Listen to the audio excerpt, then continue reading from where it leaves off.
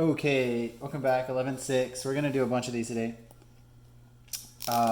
Binomial theorem. Now, we've discussed this a bit before, but we're going to be coming from very common ground, right? We've done this before. It's stuff we've studied before, but we're going to learn a new way to do it and basically the same outcome, but just different ways to kind of see the same thing.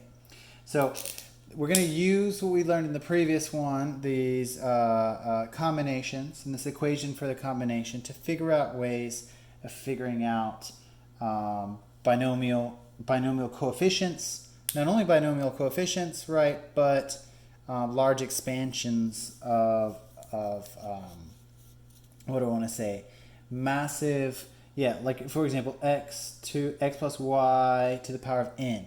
Right, and they're going to say expand this out, this idea out. So we're going to use what we just learned in the previous one, this combination theorem, and we're going to do a lot of cool things really fast. So this is not bad. It's a quick little section, so I'll make quick work of this. So the binomial coefficients, we'll need this in just a second. I just wrote it down up here, so we'll have it. But basically, we're going to be needing these coefficients here in just a minute. And I'll show you how this all ties in. But first, I just want to teach you how this works, this new notation. So instead of writing this combinations of n comma r, right? Instead of writing this, we're just going to write it like this, n over r, in that way. Cool? And now they want us to solve a bunch of these. So what does 5, 3 look like? So 5, 3, right? Can everybody see that? Okay, good. So 5, 3. Obviously, we have 5 factorial over 3 factorial over 2 factorial. Cool? So look about right. So that's the very first one. Let's see how we did. Yes, that's... Oh, and you can do some interesting algebra with this. This is good to see. Notice that 5 factorial is really 5 times 4 times 3 times 2 factorial, and then you can cancel 2 factorial. So it's just playing around with the algebra. You can check this out in your own time, but that's that. Cool. So they canceled the 3 factorial there. You can do lots of different things. And so now we get this divided by that, which of course 5 times 4 is 20, 20 times 3 is 60, 60 divided by 3, 3 times 2 is 6, yeah, we get 10. Okay, so it just makes the algebra a little faster. Okay, 9 over 2, I'll just do this one. We don't need to do them all.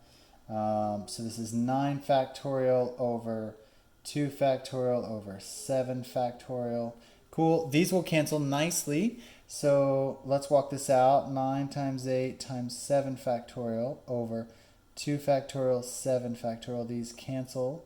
And we get 9 times 8 times 7 divided by 2. Whatever that is.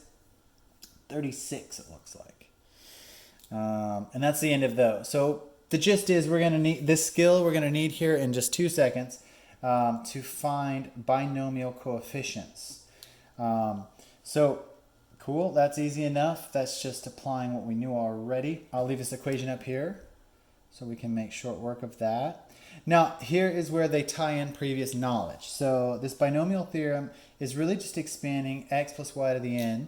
And binomial expansion, that was the word I was looking for earlier, is this idea that we usually do by just doing lots and lots of algebra, right? Normally we are just multiplying numbers and it's very long and arduous, particularly as this n value goes up. So as x plus y squared, x plus y cubed, x plus y to the fourth, as this goes up quite high, it becomes very arduous and no one wants to be involved in it. So the answer to this is using these combinations to solve for the coefficients of each of these terms. So basically, the binomial theorem came to mind, and they use this a lot. So basically, it looks a little funny right here, and I'll just walk you out with a real example in a moment, and I'll explain it. But first, let's tie in what we know. We know Pascal's triangle. We learned this in like middle school, Algebra 1, etc. We've all studied this. And it is also a way to find all of these coefficients. Cool. And Pascal's triangle looks like this. Here's Pascal's triangle. 1, 1, 1, 1, 2, 1. You just sum those middle two terms together. Let me zoom in in case anyone has forgotten Pascal. So 1, 1, 1. There's all ones on the outside, right, obviously. And then now on the third line, it's going to be 1, and we sum these two pieces. That becomes 2, and then a 1 again. And then on the fourth line, it becomes 1. 2 and 1 is 3. 2, 1 is 3, and 1 again. And the next line, 1, 4, 6, 4, 1, etc. So this is how you'd figure out coefficients. And of course, this is, I believe, this is x plus y to the 0th power. And this is x plus y to the first power, etc. Cool? On and on and on. So we learned this a long time ago. That's easy peasy. Oh yeah, there it is, labeled right there. And here it is with it not only labeled, but shown with the expansion right next to it. So the triangle represents just the coefficients. Out here is actually it applied to the expansion. Now, how does this relate to this binomial theorem? Well, they found a way to simplify all this. And let me see if I can make sense of it all in action for you here. The key is, so say we're given some x plus y to some given n. You could create a series, right, which we just learned about as well. And you're starting at k equals 0 and you're going to some n value, right? And so we plug these values in, right? So nk, just like what we looked at before, this combinations. And then we have our x value to the n minus k, right? And then the y value to the k value. And I'll show you how this looks. So we need a real life example of this. Okay, which is right here. So let me zoom in a bunch, just so it's not too confusing. Okay, there's our first one, x plus y to the 5th, which is one you just saw in Pascal's triangle shortly ago. So x plus y to the 5th looks just like that.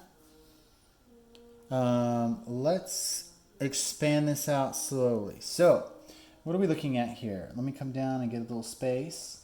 And let's write out our expansion. So we write here, this right here is our n value, 5, 0. Cool. And then if you've done Pascal's triangle before, it just takes a minute to kind of pick up on the pattern. But we have x to the 5th, the first term to the highest power, whatever it was given here. And then our y1 to the lowest possible power, which is always 0. Cool? So that's our very first term. Now, the key here is that this is our term. This right here is going to determine our coefficient, right? Using this. So we're going to plug this into this equation and plug it in. So let's do the next term. The next term is, of course, 5, 1. Notice that this bottom number just increases, right, as we go through. And this is going to be, we're going to lose a power in the x. So it's going to be x to the 4th, y to the 1st. Plus 5, 2, and this is going to be x to the 3rd, y squared, and then we're going to have 5, 3, x to the 4th, y to the 3rd, and then we're going to have 5, 4, cool. Oh, did I go up? I should have gone down. 2, yes, y to the 3rd. And this one is x, y to the 4th. And then finally, 5, 5. Interestingly, the last bit of this. And this will be x to the 0th power, y to the 5th power. Okay, so they've written that out right there. I'll scooch this over so you can see it nicely. Notice that it's all right there. Cool? So there that is. Now, to figure out the next line of this, I'm going to need to erase all of this. But keep in mind, I'll show you it over here. So keep in mind 5, 0. So our first coefficient is 5, 0. So let's figure that. Oh, excuse me. 5, 0, which of course is going to be 5 factorial over 0 factorial n minus 0 factorial. Okay, now don't worry about this. This cleans up really nice. So this turns into 5 factorial over, remember 0 factorial is 1 times 5 factorial. Cool. Right? This just cancels and this becomes 1. So our first coefficient is, of course, 1. We know that from Pascal's triangle. If I just scooch up here, obviously this is the x to the fifth. The first coefficient is 1. Cool. Let's solve the next one. 5, 1. So this would be 5 factorial, 1 factorial, 4 factorial. So this becomes 5 times 4 factorial divided by 4 factorial. These cancel and we get 5. Check it out, 5. Okay, and we keep going, right? So that's how you figure out each of those coefficients. Cool. Oh, goodness me. Hold on a second. Okay, cool. That's that.